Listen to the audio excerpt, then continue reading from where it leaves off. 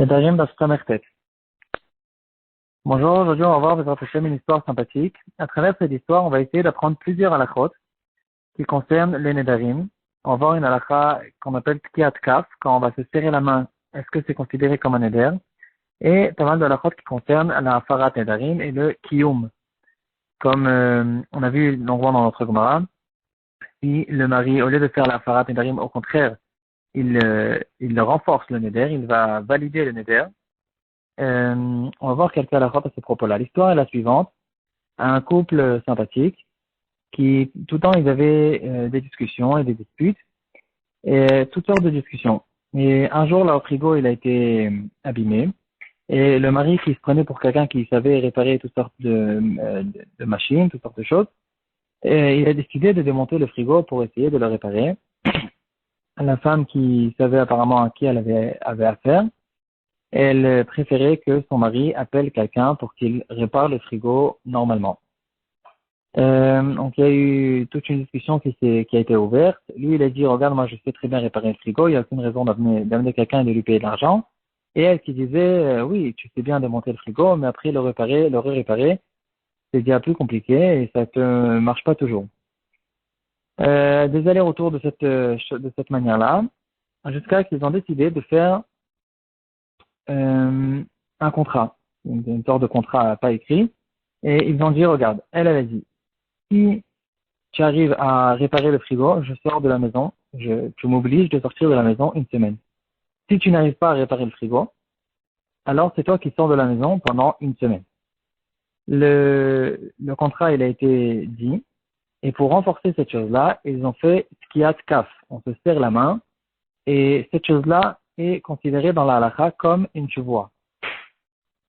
Au bout de quelques temps, le mari qui travaille sur le frigo, il a bien compris qu'il fallait bien travailler. Il a réussi à réparer le frigo et maintenant il dit à sa femme, sors de la maison pendant une semaine, tu te débrouilles, c'est une obligation, tu as pris sur toi et donc maintenant tu dois sortir. Ce qui est arrivé plus tard, c'est que la femme s'est mise à pleurer, elle a dit je sais pas où aller, etc. Et ça a commencé à mal tourner cette histoire. Le mari qui a compris qu'il est préférable pour lui de regretter, parce que s'il n'allait pas regretter, peut-être que sa femme, elle va se débrouiller, elle va trouver un autre endroit où aller pendant cette semaine, et peut-être qu'elle va même s'y plaire, et cette semaine pourra devenir plus qu'une semaine, et même peut-être beaucoup plus qu'une semaine. Donc, il a compris qu'il était dans un problème et qu'il fallait trouver maintenant une solution. Comment sortir de cette histoire de Neder? Plusieurs questions qu'on peut se relever après cette histoire. Premièrement, il faut essayer de savoir, d'apprendre, d'étudier qu'est-ce que c'est cette Tkiat Kaf. Est-ce que c'est quelque chose qui est vraiment fort comme une tchouvoua? Peut-être que même si oui, c'est quand même considéré comme une tchouvoua, peut-être qu'ici, il y a une histoire de Asmarta. C'est-à-dire le fait que c'était quelque chose qui n'était apparemment pas sérieux. C'était clair à tous les deux que c'était qu'une histoire de chantage, chacun essayait de se montrer. Et donc, peut-être que ici, on ne considère pas cette chose-là comme une tchouvoua. Un deuxième sujet qui se relève ici, c'est est-ce qu'il y a eu ici un kiyum? Donc, le mari, il peut faire en général une afarat nedarim, même si on considère cette chose-là comme une tchouvoua. Est-ce que le mari peut maintenant venir faire, et lui il fait une afarat nedarim sur cette tkiat kaf, et on considère cette chose-là, donc il annule au fait ce neder. La question, est-ce que le fait que après qu'il ait réussi à réparer le frigo, il lui a dit maintenant sors de la maison. Donc il a bien montré, il a fait peut-être quelque chose que on appelle dans la halakha le kiyum du neder, comme une femme qui fait un neder. Le mari il a deux possibilités, ou d'annuler le neder, c'est-à-dire de faire la hafara, ou bien au contraire de renforcer le neder, de recevoir le neder, on va l'appeler valider. Je sais pas si c'est une traduction qui est très exacte. Il valide le neder et puis après qu'il a fait un kiyum, il ne peut plus faire la hafara. Et il y aura quand même certaines halakhot, dans certains cas, il pourra annuler le kiyum et plus tard faire une afara. On va voir là-dessus une halakha. Donc, on reprend maintenant un petit peu les sujets pour essayer de voir qu'est-ce qu'on fait maintenant avec ce couple qui essaie de s'arranger avec cette histoire qui leur est arrivée. Première chose, donc à propos de l'histoire de Tkiat Kaf, la source la plus ancienne de Tkiat Kaf, c'est dans Yechezkel, l'histoire de Nebuchadnezzar, euh, avec Yechezkel Hanavi, je pense. On a vu cette histoire il y a quelques dapim, qui a vu Nebuchadnezzar en train d'arracher un lapin vivant et de le manger. Il a eu très honte, Nebuchadnezzar, parce que même en tant que goy, c'est pas quelque chose qui est très classe. Et il lui a demandé, il a fait jurer au fait qu'il n'allait dévoiler cette chose-là à personne. Finalement, il a fait une atarat nedarim chez le Sanhedrin et il a raconté cette histoire magnifique sur Nebuchadnezzar, comment c'était quelqu'un de très grand et très poli. Et, et le pasuk, il reproche, je pense que c'était Yirmiyahu Hanavi, c'est à revérifier. Il reproche le Navi, ou Daniel, il le reproche pourquoi il a transgressé sa chevoie. Le pasuk il dira, ou baza Allah, et il a méprisé le serment, l'affaire brit, de dénouer une alliance, vehine natan yado, et voici qu'il lui avait donné sa main, et donc ici on voit dans le pasuk que le fait de donner la main à quelqu'un d'autre est considéré comme une alliance, comme un serment, et comme quelque chose donc qui est très sérieux. Donc ici, les Chachamim nous ont appris qu'il y a quelque chose qui s'appelle Tkiyat Kaf, qu'on va considérer dans certains cas comme une chevoie. Peut-être que l'expression qu'on dit en français, il lui a demandé sa main, il donne sa main, etc., et ça vient de là aussi. Ou bien peut-être rien que le fait de se serrer la main, quand deux personnes ils viennent, ils font une affaire ou quelque chose comme ça, c'est sûrement quelque chose qui est très très ancien, ça vient peut-être de là. Et donc, en tout cas, on considère ça comme une chevoie. Le Ktot HaChoshen, en Siman Tezaïm, donc dans Choshen Mishpat, bien sûr, le Ktot HaChoshen, il n'y a que ce Choshen Mishpat, il va ramener au nom du Rashba que une Tkiyat Kaf n'est pas considérée comme une chevoie complète, comme un serment, c'est que comme une promesse. Une promesse un peu plus forte, mais pas plus qu'une promesse. Les Rishonim ne sont pas d'accord avec le Rashba. Le Rabbeinu Tam, il est très mahmir à propos de Tkiyat Kaf. Il considère cette chose-là comme une chevoie complète. Ainsi tranchera la halakha dans le Shulchan Aruch. Yoredea, Iman Resh Lametet et Isbek. Le Shulchan Aruch, il va dire que Tkiyat Kaf, deux personnes qui se serrent la main après une affaire, ou après une promesse, après une alliance, ou quelque chose comme ça, c'est considéré comme une chevoie complète, et donc c'est très sérieux. Donc ici, il y a eu, dans notre histoire, en revenant dans notre couple, il y a eu ici une Tkiyat Kaf. La question qui nous reste à vérifier, c'est est-ce que on considère peut-être cette chose-là comme une asmarta. Asmarta, c'est quelque chose, une promesse, un chantage qui n'est pas sérieux. Le Shulchan Aruch, dans la partie Orach Chaim, on a vu Choshen Mishpat, Yoredea, maintenant on passe à Orach Chaim. Siman Tafkuf Samechbet. Le Shulchan Aruch, il nous dit la halakha suivante. Quelqu'un qui dit, si je ne vais pas à tel et tel endroit, je devrais jeûner pendant une journée entière. Alors, si aller à cet endroit-là n'est pas considéré comme une mitzvah, cette chose-là est une asmarta. Cette promesse n'est pas une promesse qui est sérieuse. Il voulait juste essayer de se forcer à aller quelque part ou à faire une certaine action, mais il n'était pas intéressé, bien sûr, de jeûner pendant une journée entière pour cette chose-là. Donc ça s'appelle une asmarta. Le Shulchan Aruch, il dit à ce propos-là, il emploie le mot yesh mi sheomer. Certains diront que c'est une asmarta et qu'on pourra être méqué là-dessus. Et le Mishnah Bora, par contre, il va nous dire, on ne peut pas forcément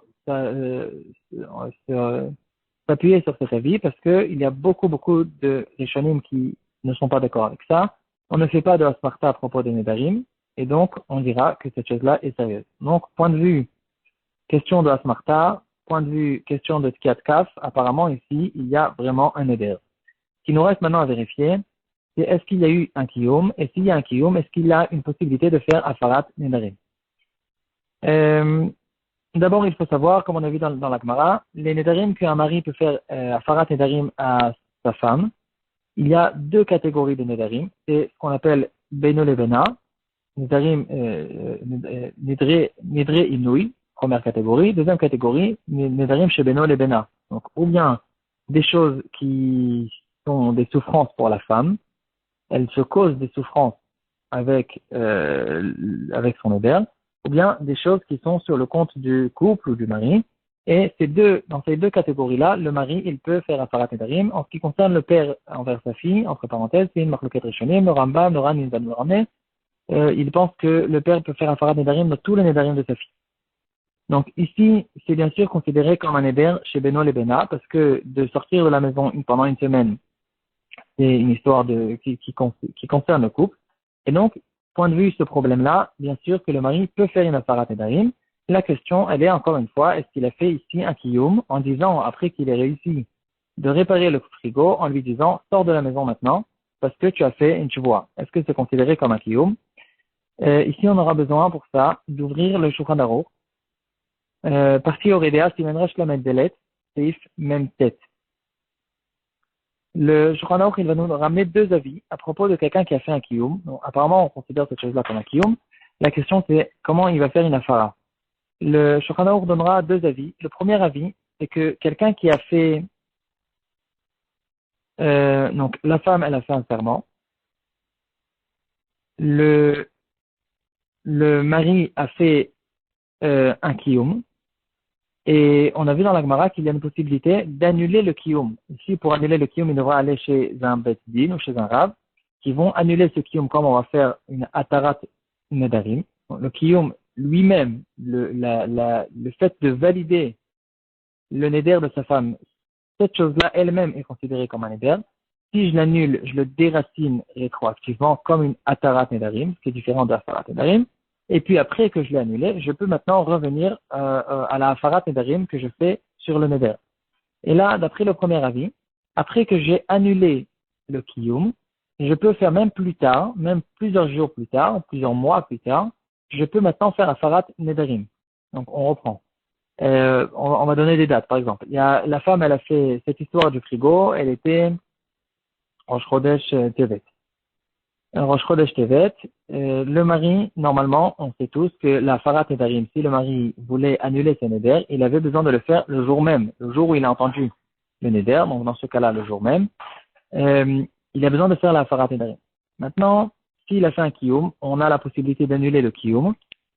Et donc, la question maintenant qui se pose, c'est que maintenant que j'ai annulé le kiyum, jusqu'à quand je peux maintenant faire la Farat Nedarim. Le premier avis, si par exemple maintenant il a réussi à aller chez le Rav que le 15 Tevet, donc 15 jours plus tard, après qu'il a fait le Kiyum, il a annulé ses neder, alors le premier avis dira que maintenant tout le 15 Tevet, toute la journée, il peut maintenant faire un Farat Nedarim malgré que le neder a eu lieu 15 jours plus tôt.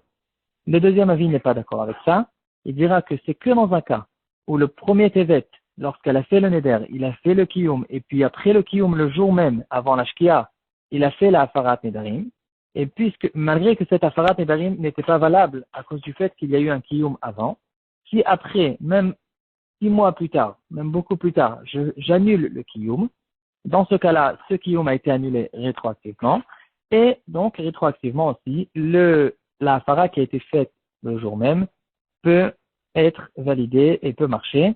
Et comme ça sera le deuxième avis du Shulchan Aruch, comme expliquera le Pitrei Tshuva au nom de Rabbi Akiva Eiger. Et le Shulchan Aruch dit lui-même qu'il faut être machmir comme le deuxième avis. Donc on reprend. Et puis pour que la Farat Nedarim marche, il faudra maintenant dire à ce mari